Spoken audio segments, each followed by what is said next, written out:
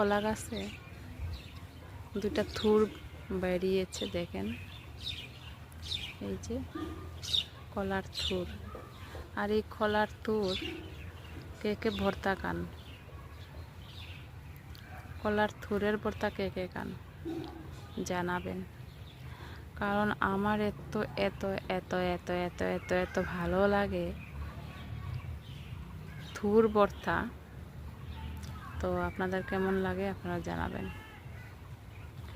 থুরের বড়া বা থুরের তরকারি থেকে আমার কাছে থুর পুরে ভর্তা ভীষণ ভালো লাগে। সাথে কি বিচি দেওয়া হয় জানি না, নাম ভুলে গিয়েছি। ওই বিচি দিয়ে আর থুরের ভর্তা ভীষণ মজা লাগে। তো আপনারা কে কে খান? আর কলা গাছের যে কলার বুকুরটা আছে না, সেটাও বা কে কে খান জানাবেন, যদিও আমি একদম পছন্দ করি না।